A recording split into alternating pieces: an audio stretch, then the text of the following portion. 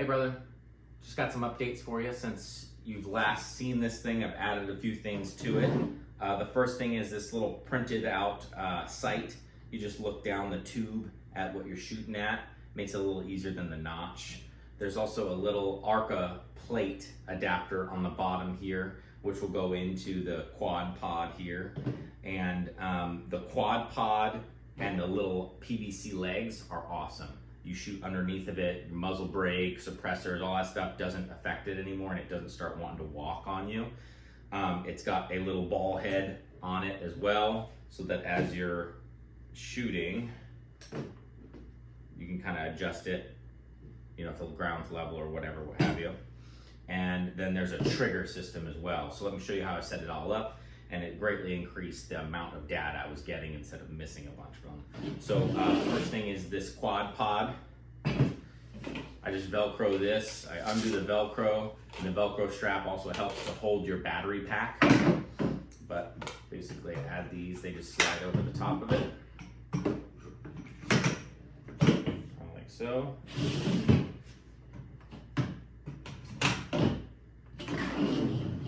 Put this one in the front.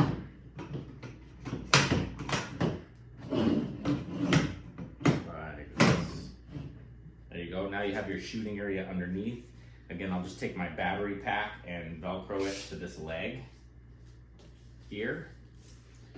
The LabRadar part goes up here, and you just tighten down this main knob.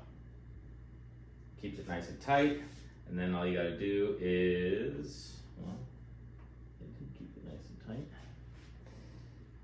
You can tighten that up here, but basically you'll lock that tab out, and then this thing's ready to shoot. When you shoot prone underneath of it, this is the 18 inches from the center of it that the offset is set for, and that'll help really, again, when the muzzle brakes are going off or whatever it is, it doesn't have this down on the ground and it doesn't have to knock it around. So this pod's nice. There is a trigger system. It's kind of, got this gear cog looking thing on it. It's got a little 3.5 millimeter jack on the top, and it's got two attachments.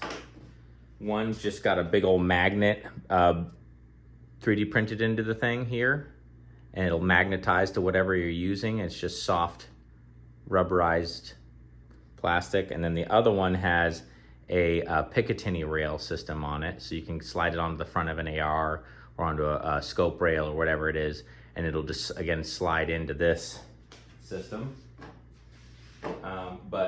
You know, you run your battery cable. I labeled them and put some ties on there to keep them up out of the way. Run your remote battery down on the leg. It's also got a larger SD card, memory card in it, and you can just use the little battery cable to kind of tend all your cables out of the way.